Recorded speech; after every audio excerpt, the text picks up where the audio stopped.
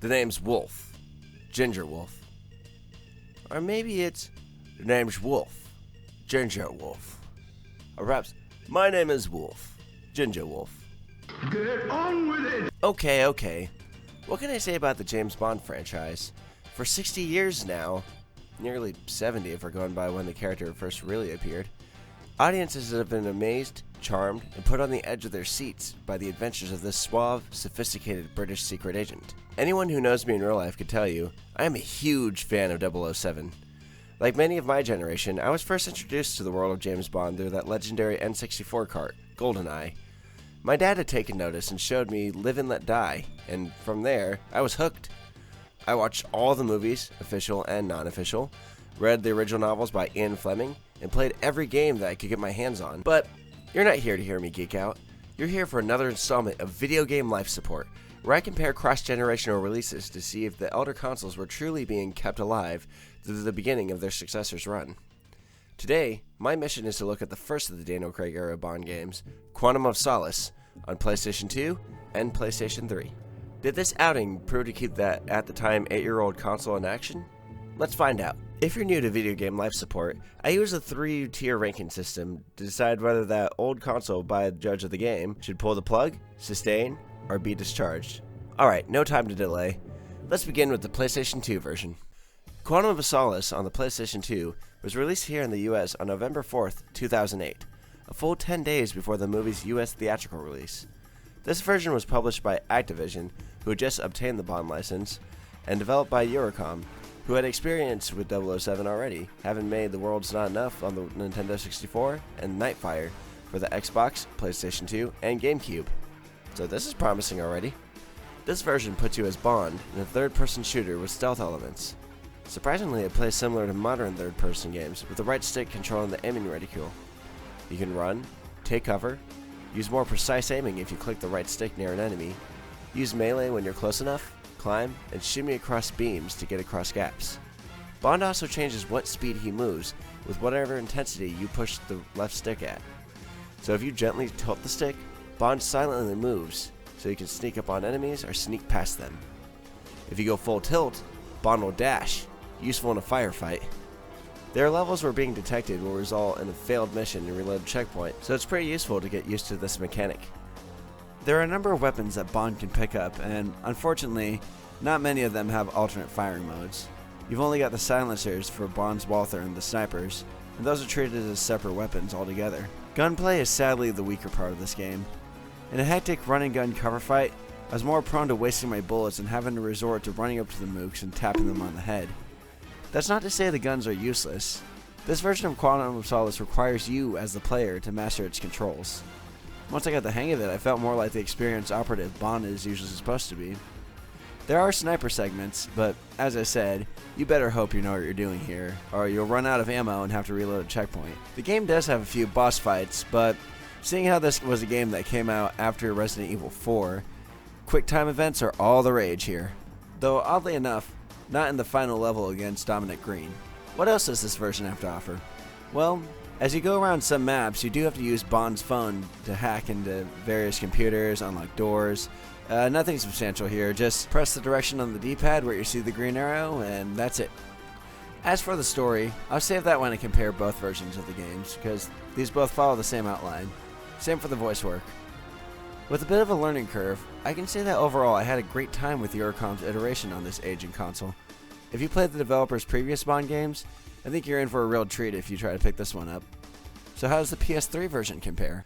Quantum of Solace on the PlayStation 3 was released at the same time as its PS2 counterpart, but Activision gave developing duties to Treyarch. If you're like me, you may be familiar with them from their work on some awesome Spider-Man games. You like this cookie? But more than likely, you're familiar with their work on the Call of Duty series. And that's exactly how they approached James Bond. As you can see from my footage, this version goes mostly first person. Not a strange genre in this series, but this is a cover shooter at heart, only going third person when you're behind cover. Just like its PS2 counterpart, Quantum of Solace offers a handful of weapons that Bond can pick up from his fallen enemies, ranging from pistols, including Bond's standard Walther that you can't get rid of, machine guns, and snipers. But the game only limits you to 2 additional firearms. Like I said earlier, you can't get rid of Bond's Walther. Although you can put the silencer on and off, so there's something. The PS3 version also adds grenades to the mix, useful when dealing with a nearby cluster of bad guys, or to flush out the occasional stubborn bastard. You can also cook the grenade by holding the R2 button. Of course, cooking it too long will result in the grenade going off in your face, so caution is advised. This version also adds in environmental explosions you can use to your advantage. When a bunch of these bozos decide that a nearby gas tank is an excellent spot to shoot at Bond, you can take them all out with a few good shots. They're also pretty easy to spot because they're usually shiny. Bond can also use close combat to take out bad guys in this version as well, but for some odd reason you have to click the right stick to initiate combat. But that's not all. It has to be successful as well. You have to press the QuickTime event buttons or nothing happens. Stealth is an option, but to be honest, there was maybe one level where it was actually used, and that's the opera level. More on that later. This game actually doesn't do anything to punish you for going out guns blazing, so that's actually not a bad option. Levels are very rail-like. At the top of your screen is a compass with a green dot pointing to where you need to go. Areas are enclosed with not much exploration, and some levels have a time limit for movie-related events, like when Bond traced the traitor throughout Siena, Italy. There's really not a whole lot to see, which is a shame, because the train level is actually kind of thrilling. This is a decent game, but it doesn't have a whole lot of staying power. Campaign only took me about 4 hours, and after that I wasn't willing to go back to it unless out of reflections like this. So how do the versions stack against each other? I think it's obvious, but both of these games have a lot to talk about when it comes to comparing. If you've played both versions, you can see that both follow the same story outline. Basically, right after Casino Royale, Bond captures the apparent leader of Quantum, long story, Mr. White at his estate. After fighting through Mr. White's henchmen, Bond takes Mr. White to be interrogated by M in Siena, Italy, where Mr. White reveals a traitor with MI6, whom Bond chases, then promptly kills. After this, Bond comes across Quantum operative Dominic Green, who is dealing with the corrupt Bolivian General Medrano, who is the target of Bolivian agent Camille Montes. Have you seen this stuffed movie, by the way? Anyway, Bond spies on a Quantum meeting at an opera in Austria and discovers that Green plans to control Bolivia's water supply. The game then leaps ahead to the plane crash in Bolivia, where Bond and Camille fight off Green's men. After which, Bond learns that Medrano killed Camille's family and that she wants revenge. Bond tells his reason for his mission by recounting Casino Royale. After a few levels there, we're suddenly thrusted into the finale. Bond and Camille storm into a hotel in the middle of a Bolivian desert, where Green and Medrano are meeting. Bond and Camille get their revenge, executing both Green and Medrano. Surprisingly, in the game versions, the story ends with a deleted scene from the movie where Bond tracks down Mr. White to take him out. I know that's a lot, but considering how the writer's strike was affecting the movie's script, it's really a wonder how the game could adapt it. Both games feature levels that follow both Quantum of Solace and Casino Royale, but the PS2 version contains levels that the PS3 version omitted, namely, Bond's introduction to Green and Camille through spying in Haiti, Bond escaping his torture and rescuing Vesper in Casino Royale. In the PS3 version, Bond isn't tortured at all, and Bond shooting Medrano at the hotel before he escapes. Camille still gets the kill, though. Not only does the PS2 version contain levels that the PS3 lacks, it also uses its mechanics to better help the player step into Daniel Craig's Bond's shoes. Sure, both versions contain the pulse-pounding action this era of Bond brought, but the PS3 version really sticks to that action, whereas stealth is required in some parts of the PS2 version. As for unique experience each version brings, I find that the PS2 version's liberties with the stories are a little bit more enjoyable. Let's take the opera level for example. In the PS2 version, stealth is required. Any alert and you fail. As you can see in this frame, I can decide how I want to tackle this path, and each provided options to draw and distract the guards. With a little trial and error, I figure out the path that works out best for me. The PS3 version suggests stealth, but eventually devolves to another shooting gallery. Remember, Bond is supposed to be spying on a secret meeting here. You'd think discretion would be top priority, and guns blazing is not what I define as discreet. That's not to say that the PS3 version doesn't offer any unique experiences. Do you remember in Casino Royale where Le Chiffre poisons Bond when Bond gets the upper hand in the game, and he nearly dies but is rescued by Vesper at the last second? Well, lucky for us, Treyarch breaks up the Firefest with the first-person poison gameplay. You have to guide the dying Bond from the table all the way to his car, stumbling all the way while a timer is ticking.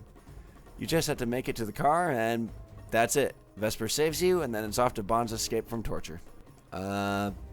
Thanks? The other distinctive level comes in after in Venice, where Bond discovers Vesper is a traitor. Don't get too excited, it's just more of the same. Run, gun, and get to your objective marker. So what do both of these games lead up to? Well, after Bond recounts Casino Royale to Camille, both head off to take out the targets of their revenge. In the PS3 version, it's shoot, shoot, shoot, run until you reach Dominic Green, where you, surprise, shoot the explosives around him until he dies. Then the game's over. It's over for you, but not for me. Did you expect more? I will give credit where credit is due. The challenge ramps up a bit with the hotel exploding and catching on fire around you, not to mention the onslaught of armored guards that you have to take out along the way. That said, it doesn't really make the player feel like you're really facing the final villain, but hey, at least it followed the movie there. So what happens in the PS2 version? Well, it's another assault on the villain's meeting location where you run, cover, and gun until you reach Dominic Green, with a more cinematic intro. Of course, he sends his lackey Elvis after you first, but unlike what would be expected, you have to face his right-hand man, guards, and then Dominic Green himself. Admittedly, this one was a sitting at the edge of my seat butt-clenching challenge, and I died a few times, but after learning the AI's behavior, I was able to adapt and take him out. Surprisingly, that didn't end the level. After Green was taken out, you still have to contend with the leftover guards as you run through the collapsing hotel to regroup with Camille, where you have to stop General Medrano, and hopefully not fail there like I did several times, where Camille takes him out. And the PS2 version ends with the same deleted ending as its next-gen brother. I have to say, when played back-to-back, the PlayStation 2 version provided a more edge-of-my-seat experience in its closing level than the PlayStation 3 version did. By the time I'd finished, I felt the adrenaline still coursing. It felt as victorious as Daniel Craig's Bond when he left Green in the desert. As both games were adapted from the movie, we get a surprising number of cast members reprising their roles from not only Quantum of Solace, but Casino Royale as well. Of course, we have Daniel Craig in his first video game Bond performance. James Bond. The name is Bond. James Bond. We need to talk. Judi Dench. General Medrano. We've heard rumblings of a coup in Bolivia. Perhaps your man Green is involved as well. I think you are so blinded by inconsolable rage that you don't care who you hurt. Matthew Almeric. Mr. Bond, you've been trying hard to kill me, but here I am, still very much alive. Olga Kurylenko. We have to stop Medrano. His helicopter's on its way. Was a child, General Medrano came to our house. He shot my father, then strangled my mother and sister. I was too young to be any trouble. Next time will be different. And from Casino Royale, the great Mads Mikkelsen. Give me your bank account information. And I would at least let the girl live. Give me the money. Something wrong with your drink, Mr. Bliss? And Eva Green. $1 million was wired to your account in Montenegro, with a contingency for 5 more, if I deem it a prudent investment. Of course you realize that if you lose, our government will have directly financed terrorism. Behind you! We get some great performances here. You had to kill him. You couldn't have brought him in so that we could actually learn something. Do we still have White? No. He exaggerated his injury and then fled in the chaos. We're back to where we started. And some that were not so great. You made a mistake coming here. A very big mistake. But whoever you are, you're too late. Carlos is gone. He's got a job to do for me. Kill him. There, they've jumped. They're dropping fast. They've just connected in mid-air. Must have only one chute between them. 5,000 feet. Still falling. They're at terminal velocity. Come on, Bond. The chute's deployed. They've slowed down. Not really a whole lot to compare here. Maybe a line or two that one version contained. It's got the cast, okay? Moving on. There is one major component to a James Bond game that the PlayStation 3 version has over the PlayStation 2 version. Multiplayer. Now, if you've played any James Bond game first-person shooter, you know that ever since GoldenEye, a significant draw to these games was the player-versus-player deathmatches. Well, guess what? As of modern times, you cannot play Quantum of Solace as multiplayer. Yeah, I guess I kinda lied when I said I'd talk about this, but as of the early 2020s, all you can do is check out the maps, which is what I did. Well, at least one of them looks a little familiar. Oh, and this is the golden gun here. Nothing like the one that was made famous by this series. Maybe in 2008 the online multiplayer offered some fun, but without another PlayStation 3 and another copy of the game, there's really not a whole lot I can say about this. Sorry for the brief waste of time. I'm not gonna lie, I did have a bit of trouble giving a verdict on these two versions. On one hand, you've got a pretty tight third-person cover shooter with slick stealth elements, and on the other, you got a fast-paced first-person shooter that's pretty to look at. One brings more of a James Bond feeling though, and for me at least, that's the PlayStation 2 version of Quantum of Solace. So for the first time on this show, the PlayStation 2 version of Quantum of Solace gets my rating of discharge. Yes, the PlayStation 2 version is better than its next-gen counterpart. By a little bit. I'm not saying that the PlayStation 3 version is bad. In fact, if you're looking for a short, adrenaline-filled FPS with a bit of 007 flair, then heck, go for this. You can get it pretty cheap nowadays. And this might be petty, but I'd be lying if I said that the lack of local multiplayer influenced my decision. Seriously, don't tease me on the menu screen.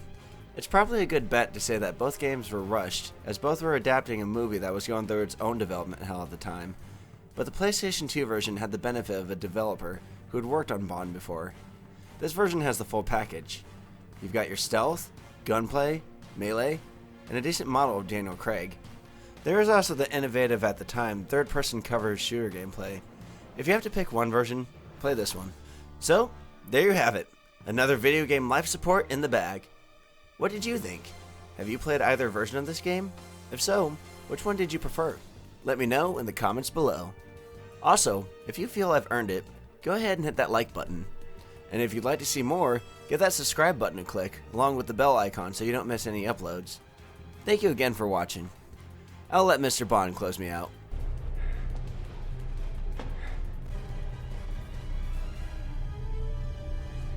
Last rat standing. Wanna try that again? Out of bullets. Seriously, dude? Do I look like I give a damn? Okay then. Thanks again for watching, folks. See you next time.